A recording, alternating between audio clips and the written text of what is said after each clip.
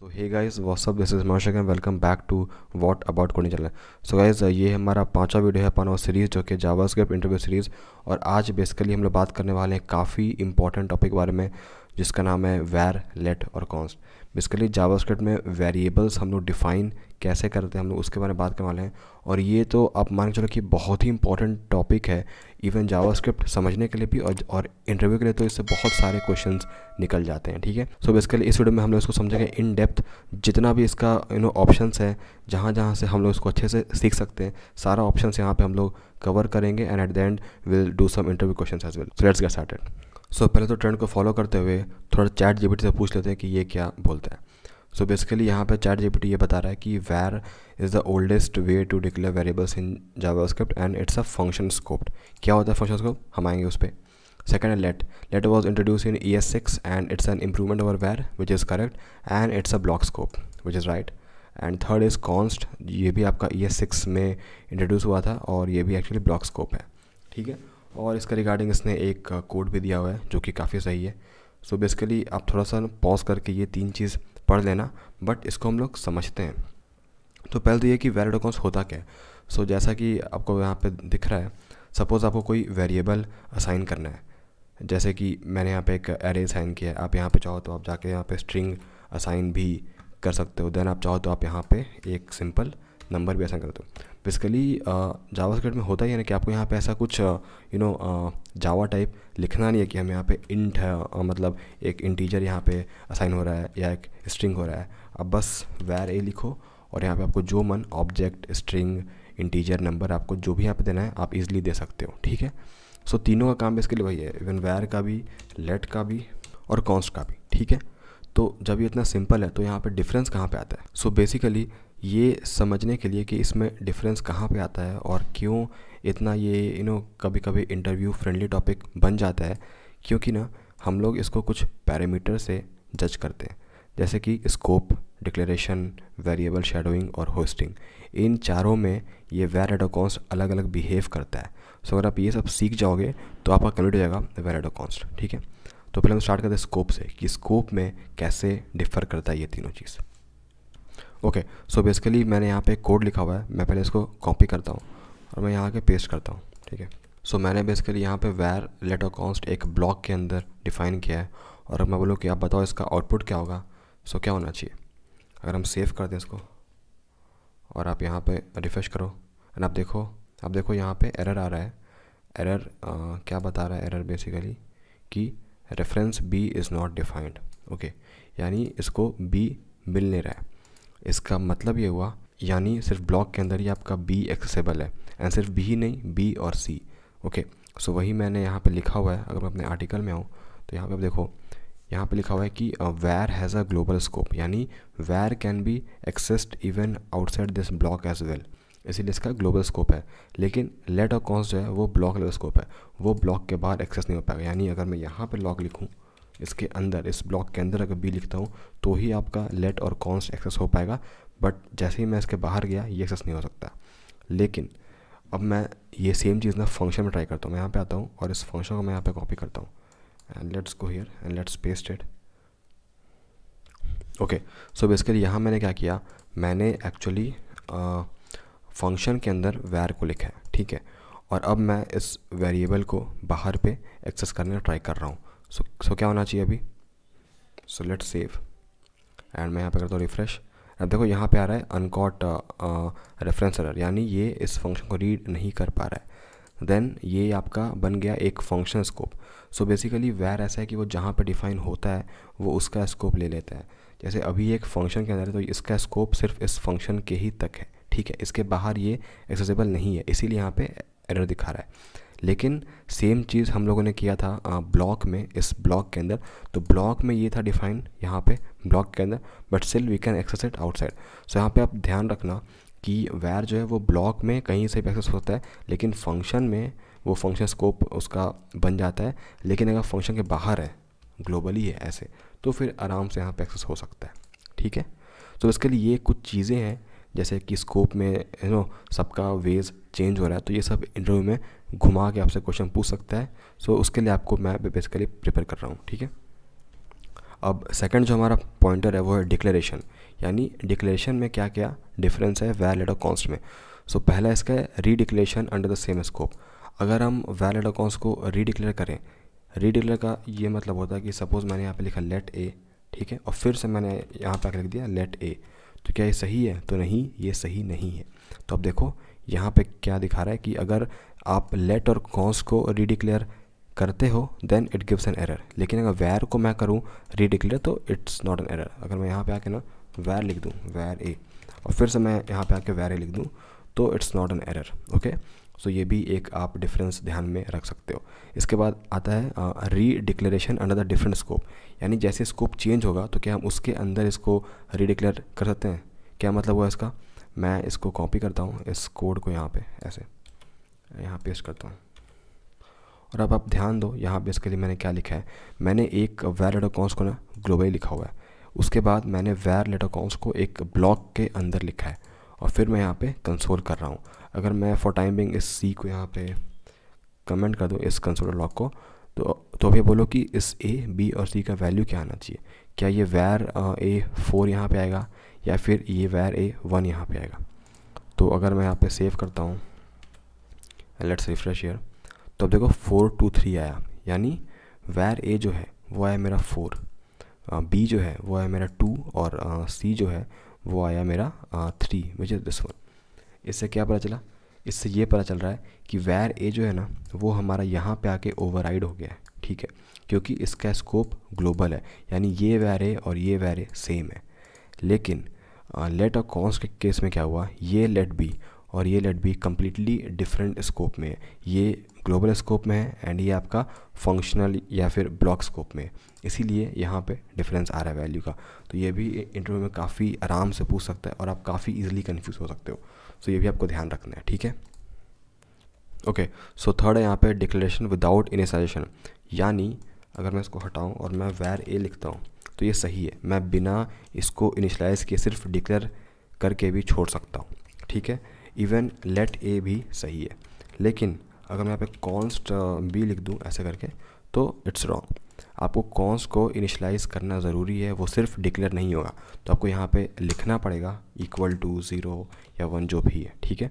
तो ये भी एक चीज़ है, इसको भी आपको ध्यान रखना है। End of course I know ये छोटा चीज़ बहुत सारा है, इसलिए मैंने आर्टिकल में ना अच्छे से यहाँ पे लिखा हुआ है सारे पॉइंट्स के साथ, तो आप प्लीज़ एक बार इसको भी पढ़ लेना तब, ताकि आप कंफ्यूज ना हो, ठीक है। अब आते हैं फोर्थ में, जो कि है री इनिशियलाइजेशन। क्या हम वैलिड अकाउंट्स को री इनिशियलाइज कर सकते हैं? तो वो देखते हैं। सो मैंने बेसिकली यहाँ पे प्रॉपर लिखा हुआ है कि var can be reinitialize, let can be reinitialize, but const cannot be. अगर मैं आपको दिखाऊँ तो अगर हम वैर ए लिखते हैं यहाँ पे सपोज 10, और फिर हम यहाँ पे आके ना ए इक्वल टू 20 कर देते हैं, तो ये बिल्कुल सही चीज़ है, ये हो सकता है। Same works for let as well. लेकिन अगर मैं यहाँ पे कॉन्स्ट लिख दूँ, ठीक है, तो ये एक एरर है। लेट मी सेव इट, और मैं यहाँ पे आता हूँ और करता हूँ रिफ़्रेश। तो अब देखो यहाँ पे शो कर रहा है कि type error assign to constant variable, यानी कॉन्स्ट एक कांस्टेंट बन जाता है, इसको आप चेंज नहीं कर सकते हो, ठीक है। इसीलिए जनरली ये बोलते हैं कि अगर आपको कोई चीज़ थ्रू आउट द कोड आपको अगर उसको कांस्टेंट है तो प्लीज़ कॉन्स्ट में उसको डिफाइन करो। लेकिन यहाँ पे कैच है, कैच ये है कि अगर हम कॉन्स्ट ऑब्जेक्ट यहाँ पे डिफाइन करते हैं, यानी अगर हम एक ऑब्जेक्ट को कांस्टेंट बनाते हैं तो हम उसके अंदर का वैल्यू को चेंज कर सकते हैं, नॉट वैल्यू, प्रॉपर्टीज़ को चेंज कर सकते हैं। सपोज़ यहाँ पे मैंने एक ऑब्जेक्ट के अंदर एक नेम लिखा हिमांशु, अगर मैं इस वैल्यू को चेंज करना चाहूँ सो आई कैन डू दैट। मैं यहाँ पे आके ना डॉट ऑपरेटर की हेल्प से नेम इक्वल टू, अगर मैं शेखर कर दूँ यहाँ पे, दिस विल वर्क फाइन। मैं यहाँ पे लॉक कर लेता हूँ इसको और लेट मी प्रिंट दिस। अब देखो यहाँ पे शेखर आ रहा है, ठीक है। सो बेसिकली ये भी एक ट्रिकी क्वेश्चन है, तो आप इसको भी ध्यान रखना है यहाँ पे, ठीक है। तो इतना सारा सिनेरियो था in case of declaration. So basically हमने देखा स्कोप, हमने देखा डिक्लेरेशन, अब देखने वाले हम वेरिएबल शैडोइंग। क्या होता है ये? बेसिकली इसका मतलब होता है कि एक वेरिएबल टाइप दूसरे वेरिएबल टाइप को ओवरराइड कर सकता है या नहीं। So let's see that. So basically मैंने यहाँ पे वैर ए इक्वल टू 10 दिया है। अब अगर मुझे इस वैर ए को चेंज करना है या फिर शैडो करना है with the help of let a equal to मैं अगर 20 लिखूँ तो क्या ये सही है? मैं सेव करता हूँ and let me log it here. Okay, तो अब देखो यहाँ पे एरर दिखा रहा है, says that identifier a has already been declared, यानी सेम स्कोप में आप दोनों को ओवरराइड या फिर शैडो नहीं कर सकते हो, लेकिन this works in different scope. Let's see that. Okay, आप यहाँ पर ध्यान दो, मैंने बेसिकली एक वैर ए हे लिखा है और एक फंक्शन के अंदर मैंने ए को ही लेट्स यहाँ पे इनिशियलाइज किया है, and then I am calling this test function here, और फिर मैंने यहाँ पे एक ए लिखा है। तो अगर मैं आपसे पूछूं कि आप बताओ कि इसका आउटपुट क्या क्या आना चाहिए, बेसिकली यहाँ पे 2 लॉग है तो बेसिकली 2 आएगा आउटपुट, तो इस लॉग के अंदर ए का वैल्यू क्या आएगा और इसके अंदर क्या आएगा। ठीक है, लेट मी सेव। सो अगर मैं एक बार यहाँ पे रिफ्रेश करूँ तो अब देखो यहाँ पे आ रहा है हेलो और हाय। ओके, कैसे आ रहा है ये? बेसिकली जैसा कि आपको मैंने कहा था पहले भी कि जो लेट है ना उसका ब्लॉक स्कोप है। ठीक है, तो सिंस लेट ए हम यहाँ पे हेलो लिख रहे हैं इस ब्लॉक के अंदर, तो ये बिल्कुल भी आप बोलो तो इसको बाहर का एक्सेस नहीं है, तो जो भी इसके अंदर इसके पास है वही यहाँ पे शो करेगा। इसीलिए ये जो लॉग है ना ये इसको उठाया है इस वैरे हेलो को यहाँ पे। लेकिन अगर हम ये वाला लॉग के बात करें जो कि हमारा 8 नंबर, तो इसमें क्या हो रहा है कि वेरिएबल तो एक्चुअली यहाँ पे ग्लोबली अवेलेबल है, तो ये वाला इसको पिक कर रहा है। लेकिन यहाँ पे एक और चीज़ है, अगर हम इस लेट ए को यहाँ पे ना हटा दें ऐसे करके, तो फिर क्या आना चाहिए आउटपुट?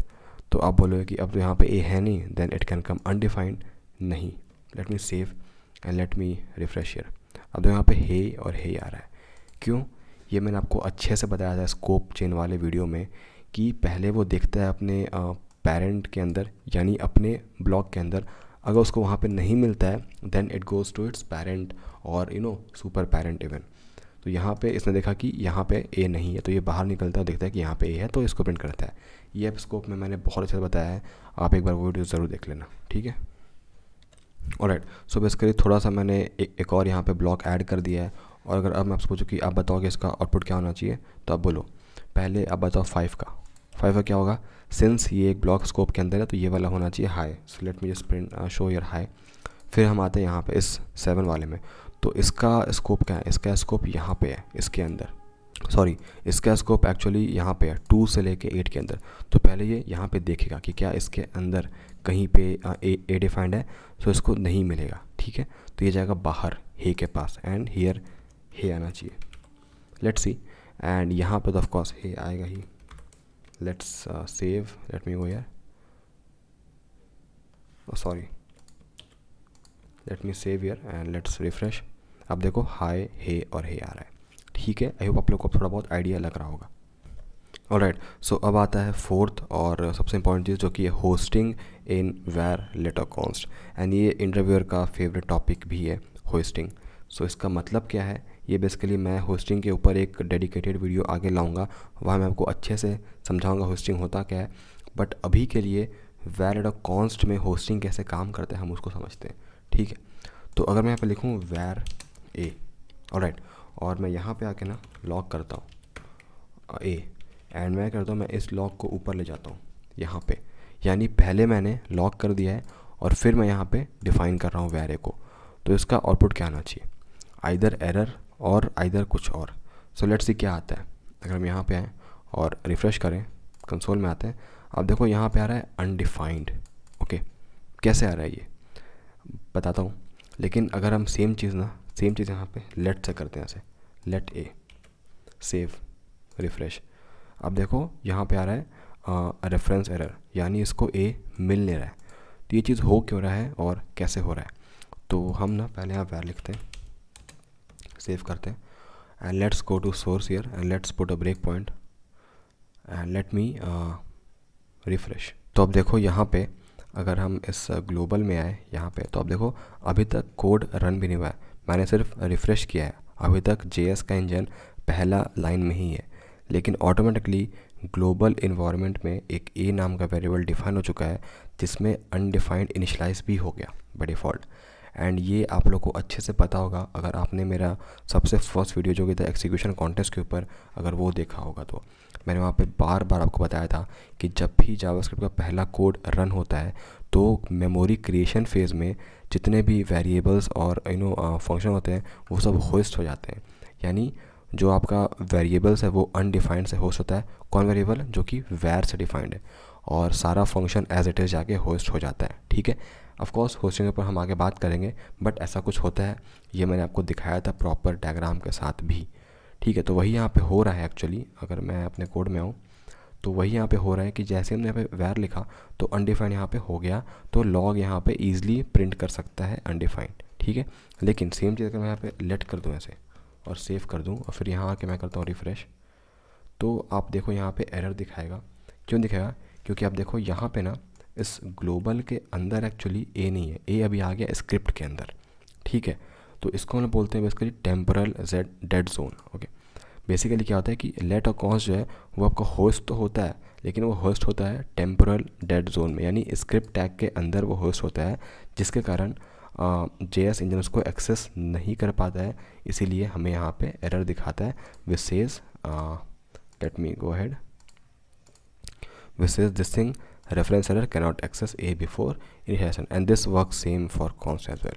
ठीक है, यहाँ मैंने साफ साफ लिखा हुआ है कि temporal dead zone is an area और a block where variables are in the scope but they are inaccessible until they are declare. ठीक है, ओके, सो इसके लिए यहाँ पे एक और सवाल आके निकलता है, जैसे कि सपोज़ अभी हमने यहाँ पे ना वैर ए को सिर्फ ऐसे लिखा था एम्प्टी, लेकिन अगर मैं यहाँ पे लिख दूँ 10 और अब अगर पूछूँ क्या बताओ कि इसका आउटपुट क्या होना चाहिए, तो आपको लगेगा अभी तो यहाँ पे ए को 10 हो चुका है, सो इसका वैल्यू 10 होना चाहिए, बट नहीं। हम सेव करते हैं, रिफ्रेश करते हैं, अनडिफाइंड रहेगा। इनिशियली तो यहाँ पे अनडिफाइंड ही है ना, उसके बाद जब कंट्रोलर यहाँ पे आएगा वैर ए में, फिर यहाँ पे 10 असाइन होगा एंड देन अगर हम इसके बाद लिखते हैं ऐसे console log a, then if I refresh here, तब जाके 10 आता है। ठीक है, देन इसको हल्का सा और कॉम्प्लिकेट करते हैं, यहाँ बनाते हैं हम एक फंक्शन और फंक्शन के अंदर हमने यहाँ पे लिख दिया लॉग एंड यहाँ डाल दिया वैर बी और फिर हमने इसको कॉल कर दिया। अब बताओ कि फंक्शन के अंदर क्या होना चाहिए, तो यहाँ पे भी आपका एक्चुअली अनडिफाइंड ही होगा। Late me save, let me refresh, आप देखो यहाँ पे आ रहा है अनडिफाइंड। ठीक है, फंक्शन के अंदर भी एक्चुअली होस्ट होता है, पहले आपका मेमोरी क्रिएशन फेज बनता है and then memory execution phase बनता है, तो वहाँ पे भी आपका पहले होगा अनडिफाइंड एंड देन ये चीज़ प्रिंट होता है। सो या आई होप आप लोगों को आइडिया मिल गया होगा कि बेसिकली वैर लेट और कॉन्स डिफरेंट सिनेरियोज़ में कैसे काम करता है। ओके, एंड बेसिकली जहाँ तक बात रहा इंटरव्यू क्वेश्चंस का, सो बेसिकली मैंने आपको जितने भी टाइप्स बताए हैं इन सारा में आपका लगभग सारा इंटरव्यू क्वेश्चंस कवर हो जाएगा। आपसे इंटरव्यू कितना भी घुमा के पूछे, जो भी आपको ये कॉन्सेप्ट मैंने यहाँ पे सिखाया है बस इसी के अंडर रहेगा। सो बेसिकली जितना टाइप का क्वेश्चन बन सकता है मैंने सारा आपको एज अ टॉपिक ही यहाँ पे समझा दिया। सो आई होप आप लोगों को समझ आया होगा, बट फिर भी मैंने एट लास्ट एक क्वेश्चन यहाँ पे रखा है, हम तो कॉपी करते हैं और यहाँ पेस्ट करते हैं, और अगर मैं आपसे पूछूँ कि बताओ कि इसका आउटपुट क्या होगा, then you should easily tell. मैं नहीं बताऊँगा, आपको खुद से बताना है और इस वीडियो के नीचे कमेंट करना है। So guys, with that I hope आप लोग को वैलिड और कॉन्स अच्छे से समझ आया होगा, एंड जितना भी इसका वेज है मैंने सारा वेज के ऊपर आर्टिकल भी यहाँ पे लिखा हुआ है, आप इजीली आके देखना। एंड ये आपको सिर्फ आर्टिकल नहीं, ये आपको एज अ क्विक रिवीजन भी काफ़ी टाइम हेल्प करेगा। सपोज़ आपका इंटरव्यू है तो आप इजीली यहाँ पे आके स्क्रॉल करके देख सकते हो कि अच्छा ठीक है ये ऐसे काम करता है इसमें, ऐसे काम करता है इसमें, and it will be really helpful for you. ठीक है, so guys with that I hope आप लोगों को वीडियो समझ आएगा, एंड अगर आप लोगों को वीडियो समझ आया एंड अगर आपको कुछ डाउट है तो आप वो भी कमेंट करें एंड मैं ज़रूर उसका रिप्लाई दूंगा। एंड गाइस, अगर आप लोगों ने अभी तक इस प्लेस को एक्सेस नहीं किया तो प्लीज़ इसको एक्सेस कर लो। मैंने इसमें ऑलमोस्ट 5 वीडियो डाल दिए हैं एंड इसमें आगे सारा इन्फॉर्मेटिव वीडियोस आने वाला है जो कि आपसे इंटरव्यू में शॉर्ट पूछा जाएगा। So with that guys, thank you watching, see you next time, take care.